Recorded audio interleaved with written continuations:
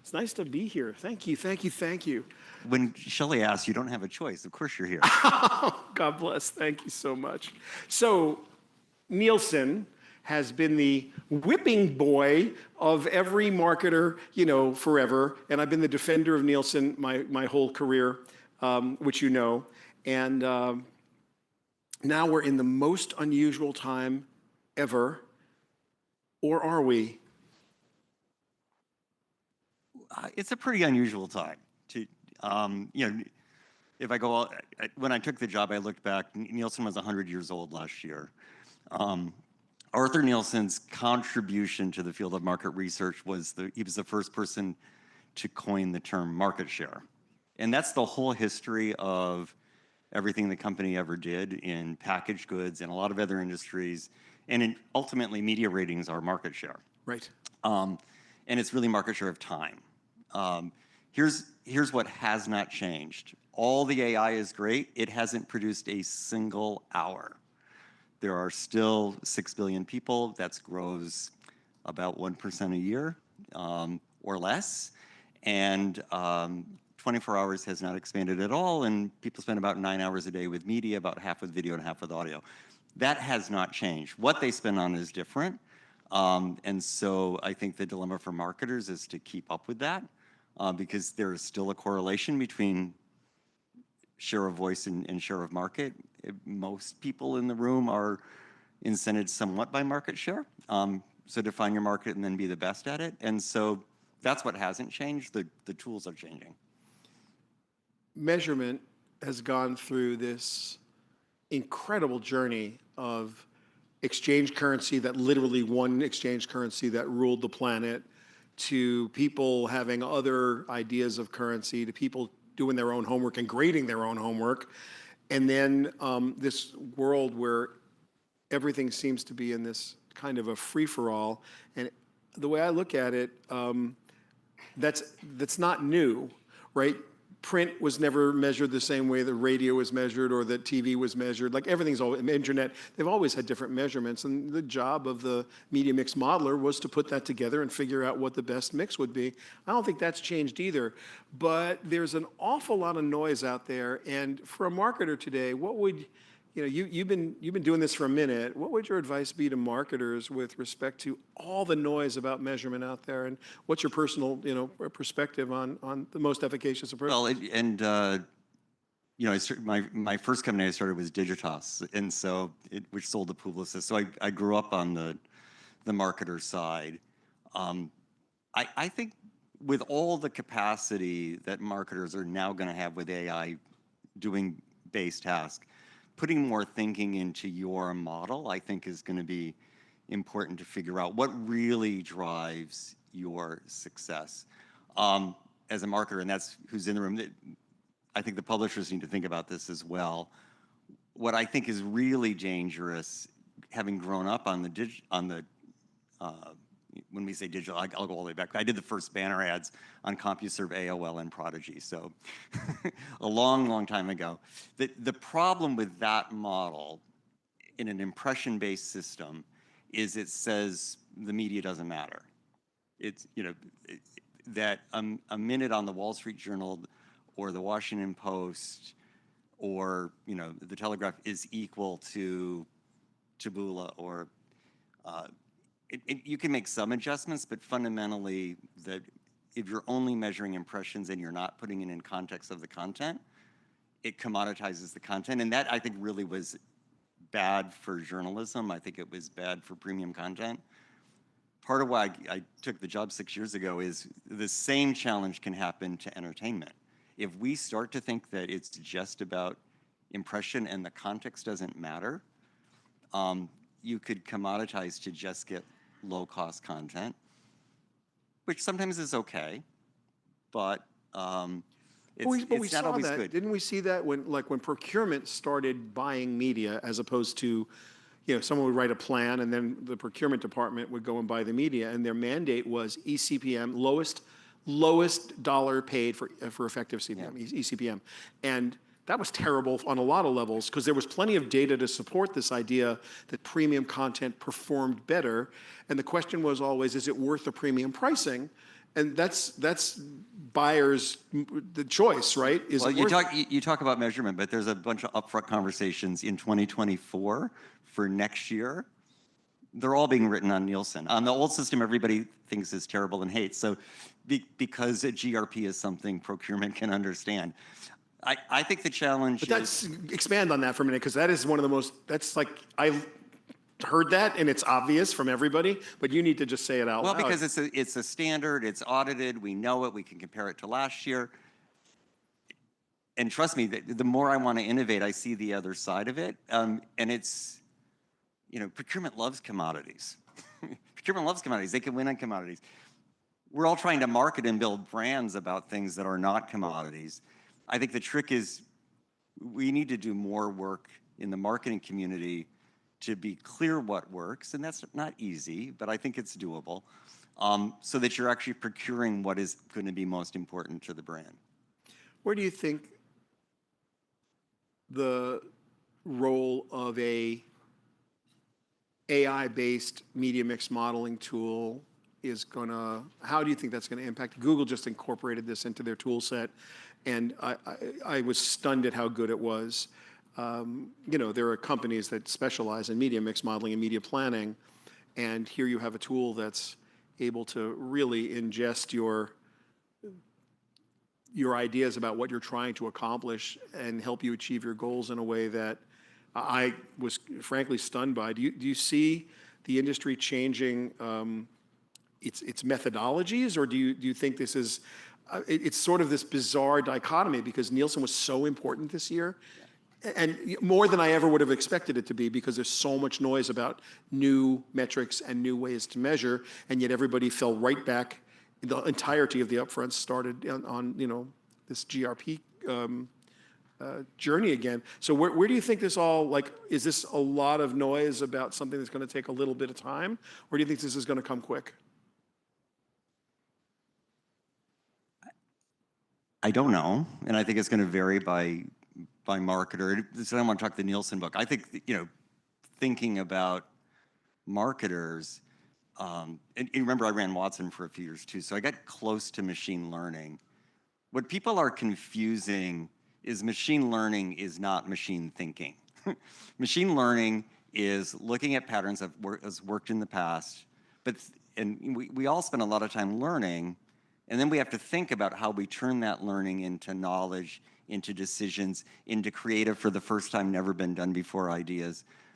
None of that's going to come out of machine learning. Right. And none of that's going to, GPT stands for Generative Pre-trained Transfer Model. Pre-trained means it's only what was done before. Transfer means I know it in one field, I can apply it to another. That's not going to build a brand. That's not going to do anything creative. I think the trick is, with all these new tools, do marketers use those to automate the rote tasks and reduce the burden on learning? And then do they use that time to invest in thinking? If they invest in thinking, they'll come up with new ideas. Then we've got to have measurement to match the new ideas. If they don't, and all the programmatic stuff that was done in the display world, people just stopped. They trusted it, they just stopped thinking. It all went, to automated systems at lower and lower prices with more and more impressions, which didn't necessarily build brands. Response rates, below 1%. What a waste of consumers' time that over 99% did not find this useful. That's not a way to build a brand. It's a way to get some sales in the short run, but it's not a way to build a brand. And so I believe if it goes too fast, we will confuse learning and thinking, we will seed the thinking. If it goes a little slower and people keep thinking, it'll be amazing. So you brought up a really important point, and there are lessons to be learned from the programmatic journey. For those of you who are not in the media business, we're all marketers, right? Mostly everyone here is a marketer, but programmatic, in the context Dave and I are discussing it, is specifically about having machines based on a rule base. There's a set of rules, you have a set of financial parameters, and you go get the best deal in real time or as close to it as you can. and it has really made every website experience terrifyingly bad. I mean, very few websites have resisted the temptation. Well, what you were showing before about websites that are created by AI with Yeah. nothing but bullshit in them to match the algorithm. God save us if that becomes television.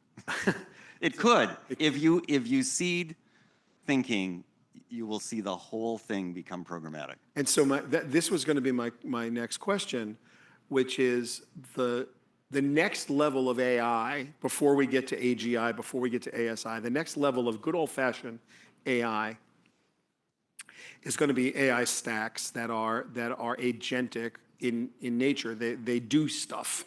Giving agency to AI is probably the next frontier, which is, for all intents and purposes, having the procurement office press the button and say, we need 1,000 dozen new pencils, and it goes out to all the pencil vendors, gets the lowest price pencil and places the order, and no one had anything to do with it because it knew from inventory levels of pencils, it was out of pencils soon, and it made the order, and it got the lowest price pencil. Like you said, no thinking involved, full automation.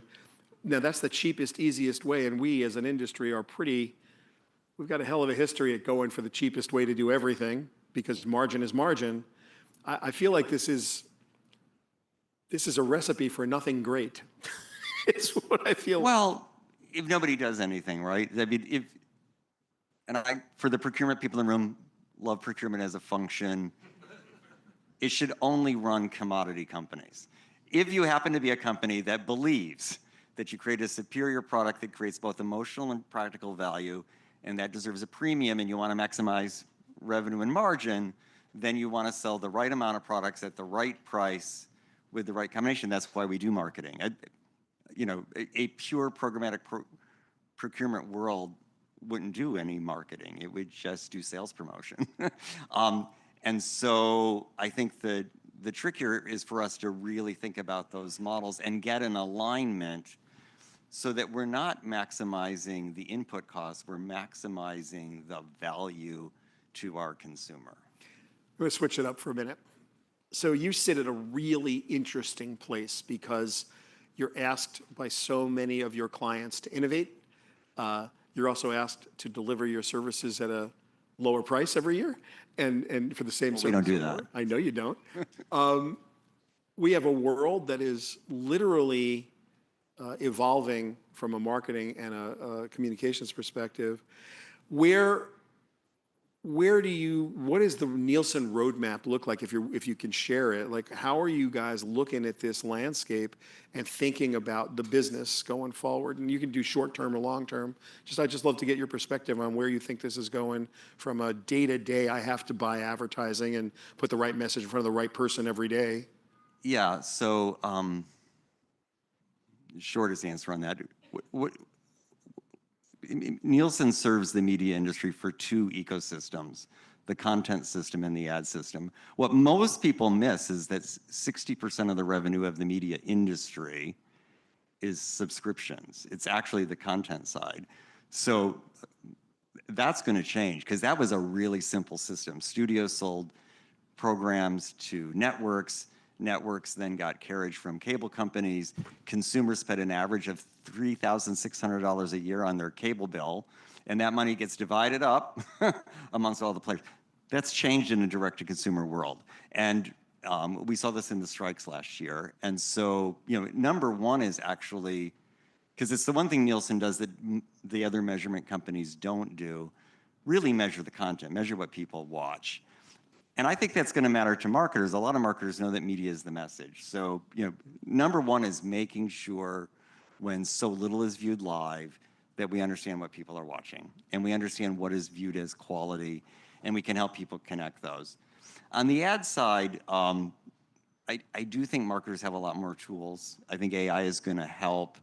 And I don't think Nielsen can or should solve all of that. So it's moving to more of an ecosystem play where there's a core platform, which is market share, because you are buying your media against someone else. You want that competitive view. Otherwise, you get the search problem, which is you just bid against yourself,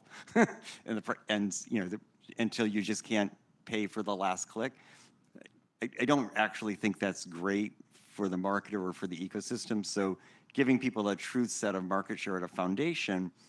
But what actually delivers results is a series of things. So it's why you see Nielsen integrated with companies like EDO, so that there can be an ecosystem. A lot of marketers are building their own stacks, the big ones, and I think making sure they can bring all their signals in with us as a foundation is the plan. It's a very different view, but I think it's the right one. I don't think there's a single answer.